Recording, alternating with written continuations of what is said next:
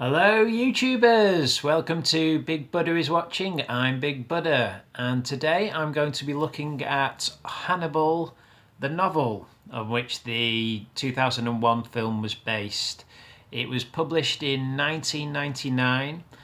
I was very excited to pick up my paperback copy. I remember I was still at art college when I read it.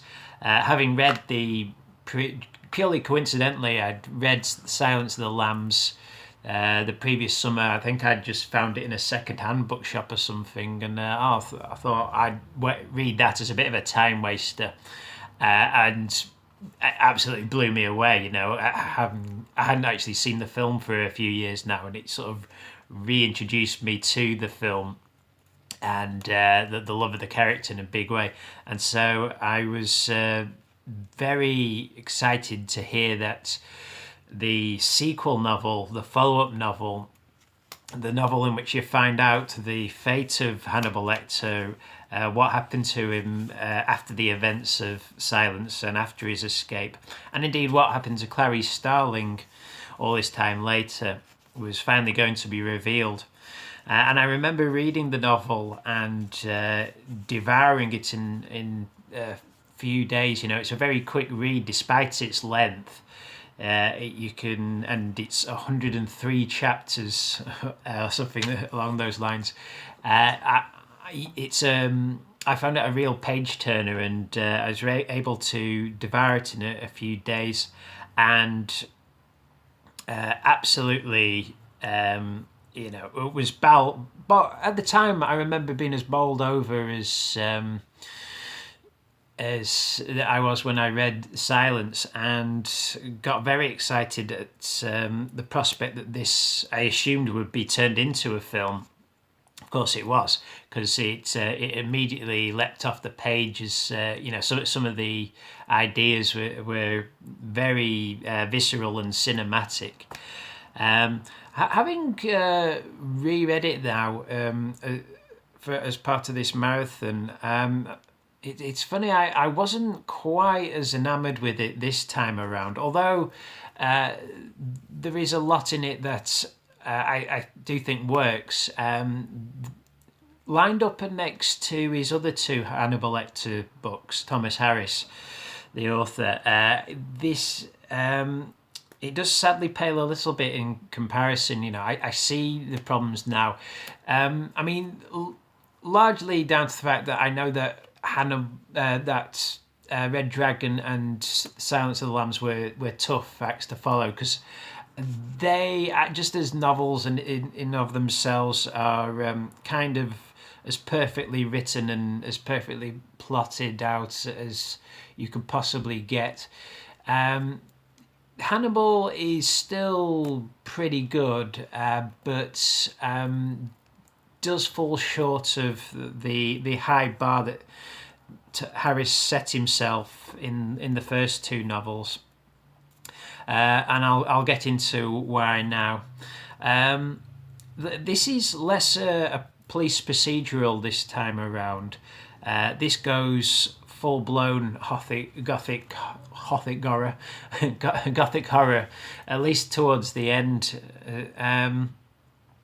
What was left as subtext, really, in the previous novel, i.e. the gothic horror element and the relationship between Starling and Lecter, what was meant to be only a suggested warped romance, Harris takes the subtext and makes that the main thrust of the plot this time around.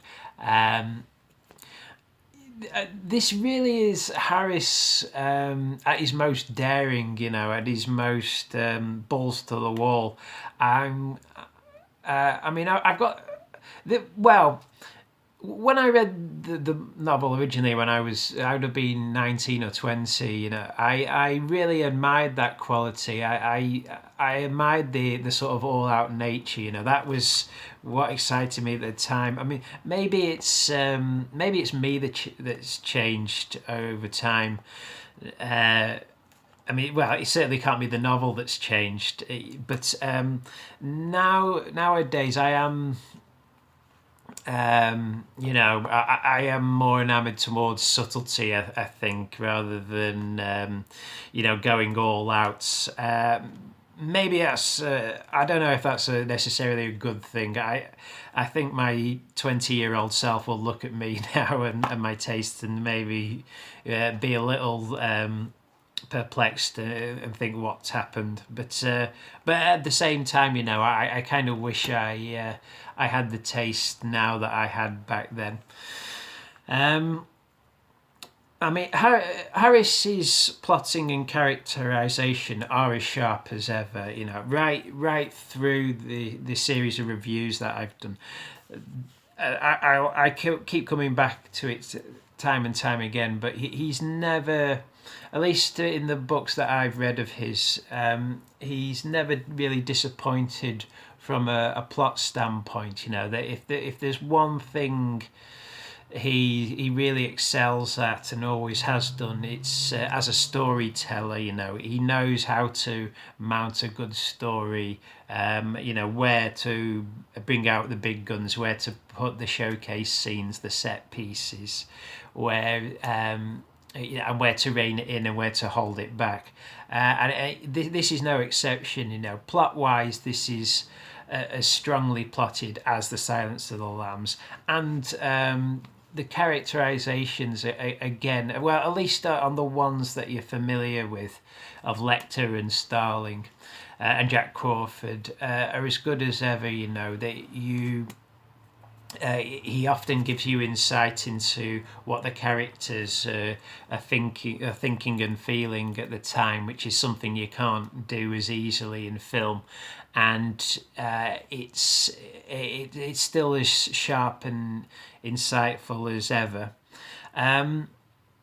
However, I do want to address one point that I alluded to slightly when in my last video on Silence of the Lambs, which is one of the criticisms that came out with the Silence of the Lambs film was the negative portrayal of homosexual characters. I defended Silence of the Lambs on that point because that film, I don't think, does have an out and out or an out homosexual character in it, negative or positive. Here, you're hard pressed actually to find a character that isn't sexually ambiguous. I know, I mean, obviously Harris, when he wrote this story, he was writing it with Jodie Foster in mind. When we catch up with Starling, this book came out in '99, so it's set 11. It came out 11 years after Silence of the Lambs, the novel, but it was set 7 years after. One of the, in two books, Starling never really has a romantic interest apart from obviously her fate in the Hannibal novel, and her. There are allusions made in the book to the possibility that she may be a homosexual character.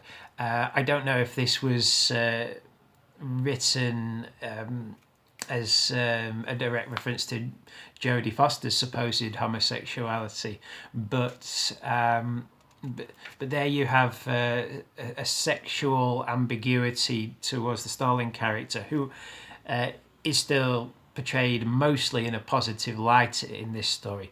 But then at the other end of the spectrum, you have the character of Mason Verger, who, and actually of Hannibal himself, who, well, this is more, it's more out and out stated in the film that these two characters might be homosexual, at least Mason Verger, and so you are getting into worrying territory when you portray the villains in the piece as being homosexuals. I mean, I'm not saying there aren't homosexual serial killers out there. Of course there are. But at least in Mason Verger's case, his sexual ambiguity and his sexual perversions run rampant in the novel. There's numerous suggestive passages about him being a paedophile, and on top of that, he's also a disfigured character. He's a horribly disfigured character. They might even in the book go further than what's depicted in the film, where, I mean, obviously he's horribly disfigured in the film. It's portrayed by Gary Oldman. He's got various what looks like skin grafts to sort of recreate a face and a big exposed eye. In the book, it's even more horrific. He talks about exposed bits of skull, and apparently he's got this monocle in place the whole time, which you'd probably have to you wouldn't need if you didn't have an eyelid, that a monocle to constantly moisturize his eye.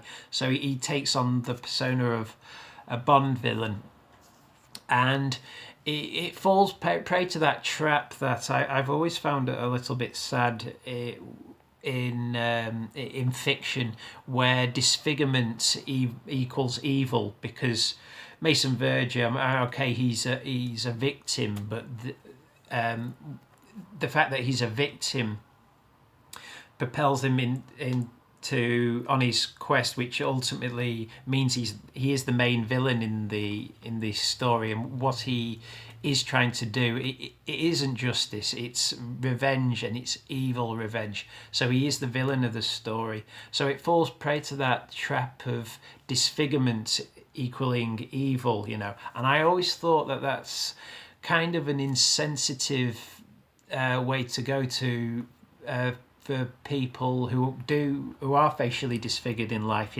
How do they feel about that sort of negative portrayal of facial disfigurement in Hollywood? It must feel a little insensitive for those people. So yeah, there's sexual ambiguity on the part of Mason Verger. There's also not ambiguity, but he also has a sister in the novel who's a bodybuilder and is an out-and-out lesbian. So yeah, a lot of there's a lot of Harris's time is spent sort of pondering on the sexual nature of his characters, and it gets a little weird at times, a little salacious. But that's just a little point I just wanted to flag up. At double the length of the previous novels, the book is flabby though. Plot-wise, it only really covers sort of the same amount of story as the previous books. Maybe there's a slight extra element towards the end, but it didn't need to be the length it was. I haven't actually checked the page length. I'm thinking it's around the 550 mark. I've always said anything over 400 pages is too long for a novel. I don't think there is a story that you can't tell in 400 pages. Once you pass the 400 page mark, everything is filler, is extraneous, and as Douglas Adams said, leads to good fat books, the type that the American market thrive on. Many of the scenes feel extraneous. It lacks the economy of the previous novels, definitely. But like the previous novels, it does have many great scenes and set pieces. The disemboweling scene, of course, is a classic now. The reenactment of Inspector Patsy reenacting the fate of one of his ancestors, and of course you have the scene where Mason Verge attempts to feed Hannibal to some wild boars. And I love the fact that Harris tried to make an animal that wasn't previously seen as being scary. It would have been very generic if it had been a pack of wolves, for example, who were meant to eat Hannibal to death. But it's actually more realistic, actually, for it to be pigs, because apparently pigs are the best animal to eat a human body, I hear. But at the same time, so it's something original, and it's an attempt to make an animal that's previously been seen as cute and cuddly, the pig or the wild boar, to make them scary. It also gives it a slightly blackly comic feel, which is something else that's really been upped over time. Red Dragon isn't an especially comedic novel. Silence maybe has Silence ends on a joke, but isn't especially funny. But here there is definitely a vein of black comedy running throughout. The scene set in Florence, which is where we encounter Dr. Lecter again for the first time. It's kind of perfect for the character that he would end up in somewhere like Florence. It really speaks to Hannibal Lecter's tastes and predilections. Funnily enough, though, I found these scenes a lot duller this time around. In the film, you have the benefit of Ridley Scott shooting Florence, so obviously the film's very pretty to look at it in those sequences. But the Florence section actually has a lot of story elements that are excised from the film, and goes on for a lot longer in the timing of the story. And I did find those sections, the early sections of the book, oddly dull this time around. And one thing I can't really say about the other two novels prior to this is that I ever really found them dull. That there were any long sections of the novel that I felt were dull and could have done with a more judicious editor. The big. Let's talk about the ending. Okay, I mean the ending is really a two-pronged affair. For me, the story really it kind of really needs to wrap up once Lecter escapes from Mason Verge's clutches with Starling. That's kind of the equivalent of in the last book of Starling taking down Buffalo Bill. But then you get another couple of set pieces, if you like. You get the infamous brain eating scene in which the horrible Inspector Krenler gets his comeuppance for essentially being rude by essentially being lobotomized by Lecter.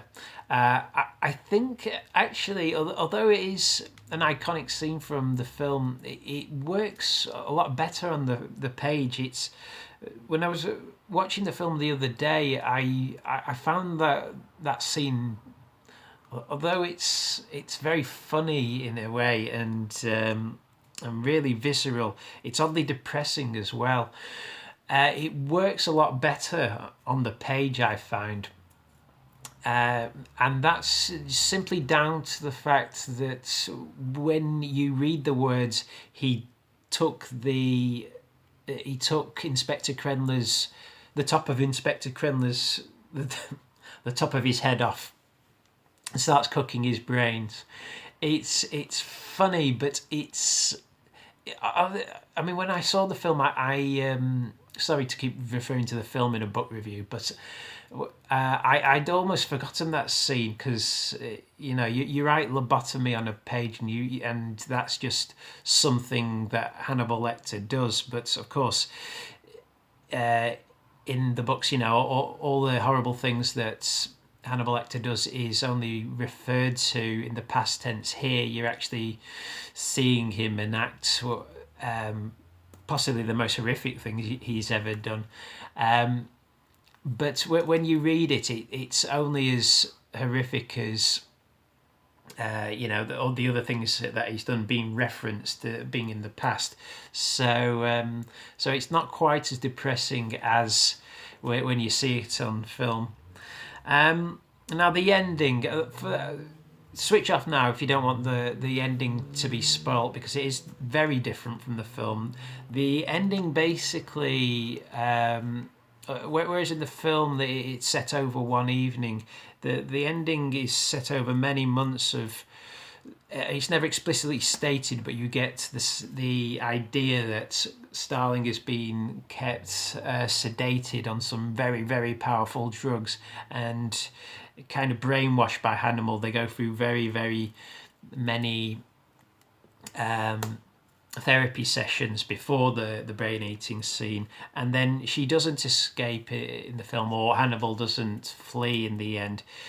She ultimately, whether consciously or unconsciously, decides to stay with him, and then the book actually ends 3 years later with Barney in fact visiting the opera, because he suspects that Lecter will be there, and indeed it ends with him spying through his opera glasses Hannibal and Starling in the box together watching the opera, and they are now very much a couple, so what was subtext in the previous novels is now the text. It is now the full-blown thrust of the story, or the denouement of the story. And again, when I read this at 20, I thought this was an amazing ending to the film. It was so ballsy on Harris's part. However, it just goes to show, what do I know? Because I mean, the ending and the kind of immoral nature of it did lead to a mass excising when it came to making the film version of a lot of the creative team from the first film. Jodie Foster bolts at this, which is a large reason why they changed the ending of the film. It was originally to please her. She still decided to pass, but I think at that point the point had been made that maybe as an ending it was morally reprehensible. And then this kind of caused a domino effect. After she pulled out, then Ted Talley, the screenwriter, decided he didn't want anything to do with it. Jonathan Demme, the director, didn't want anything to do with it. And Scott Glenn decided he didn't want anything to do with the project. So that's why the film version is a very different beast, because it has a largely different creative team behind it. I mean, thank God they got Anthony Hopkins back, because I mean, if he'd have passed, the film wouldn't have happened. But I mean, it's brazen black comedy. And I have to say, reading this time around, although my tastes have maybe been a little subdued over the years, I still kind of like the ending, just because it's so shocking. And the ending of the novel you're going to remember a lot longer than the ending of the film. I suspect if you hadn't seen the film in a while, you'd probably be hard to press to remember how the film ends. It's kind of an uninspired change that they made. There you go. It's horses for courses, really, or boars for courses. So it's really down to taste. But I didn't mind. I didn't really mind the ending both times I read the book. Harris's need overall, I felt that Harris's need to write a classic or something that it was at least was perceived to be on a par with the previous novel or the previous two novels, led him to writing a very overwritten novel. Sometimes that can be the downfall of a novelist when they've set the bar so high, is to try and hit the same level as, again, rather than giving the story that they've come up with the proper treatment that it deserves. This is the downfall time and time again when it comes to doing a sequel. But it's still a good story. If you just want a good story, well told, then it definitely hits those points. But Silence it isn't, and Red Dragon isn't. I've come to the conclusion, surprisingly so, because I do remember really liking the novel, and I still really like the novel. But I think it's. When you're looking at something sequentially, like I am with this marathon, then it falls a little short for me, sadly. So nearly through now, just the film to go, and then that's it. That's Hannibal. Let excise from my system. Never have to do it again,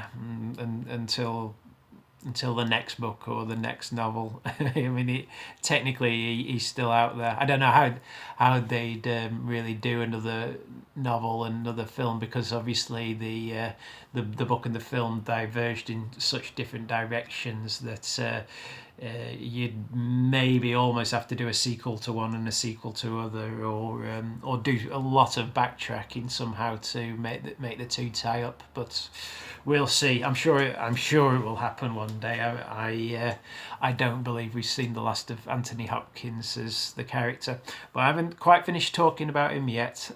Still the actual film to go over. So join me in my next video for that. And until next time, folks, this is me, Big Buddha, signing off, and I shall see everyone out there in YouTube land.